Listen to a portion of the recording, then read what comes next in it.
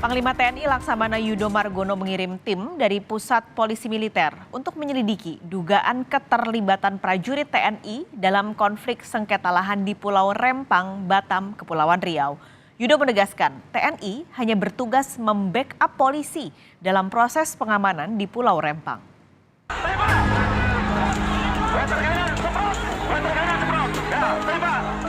Pasca kericuhan antara warga dan aparat keamanan terkait sengketa lahan di Pulau Rempang, Batam, Panglima TNI Laksamana Yudo Margono mengutus Pusat Polisi Militer atau Puspom TNI ke Pulau Rempang.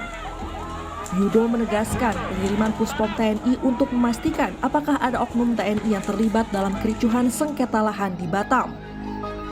Sebelumnya, Yudo juga sudah mengimbau personel TNI agar tidak terlibat konflik dengan warga sebab tugas TNI di sana hanya membantu dan berada di belakang polisi. TNI kan dalam hal ini adalah BKO pada Polri. Ya, kita berada di belakang untuk itu.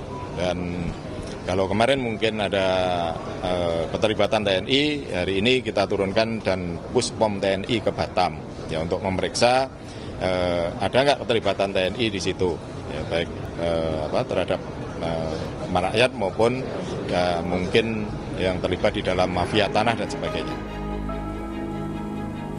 Sementara itu, warga kampung Tanjung Banon, Pulau Rempang, Kecamatan Galang yang terdampak pengembangan mega proyek Rempang Eco City menolak relokasi dan pengosongan di Pulau Rempang.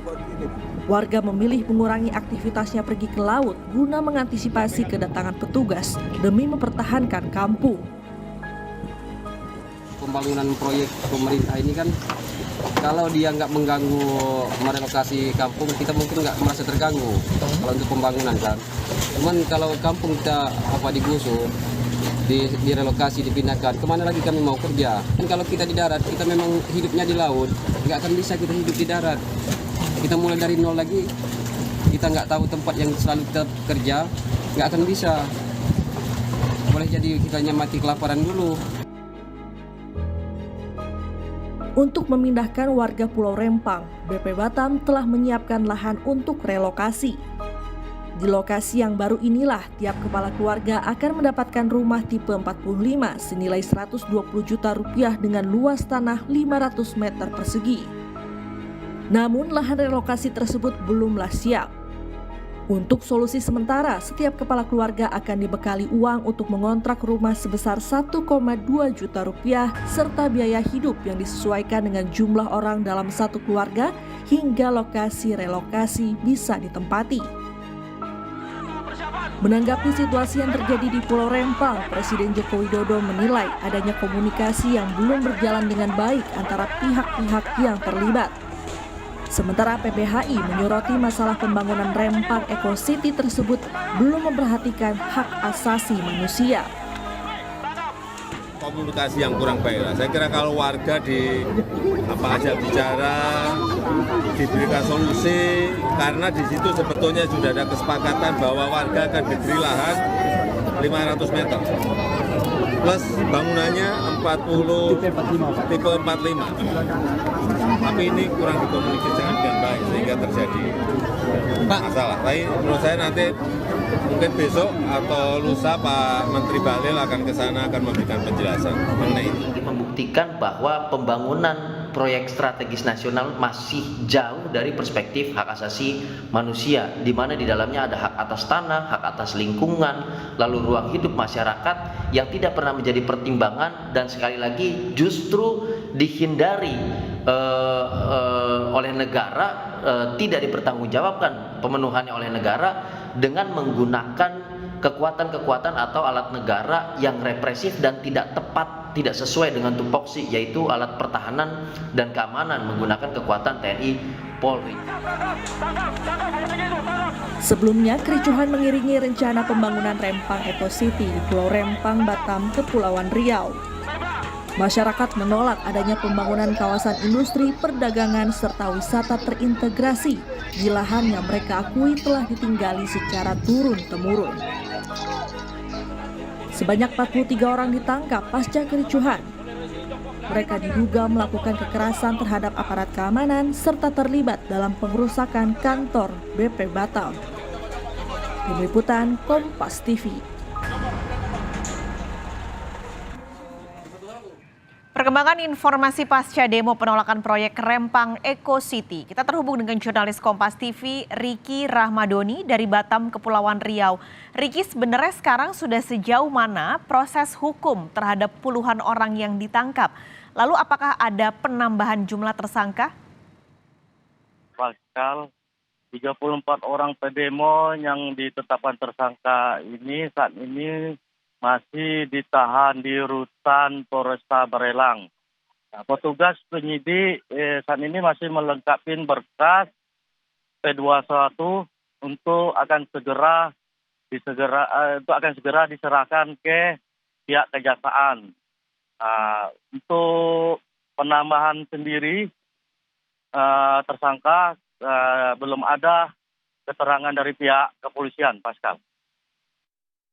Kondisi sekarang, Riki, di kantor BP Batam suasananya seperti apa?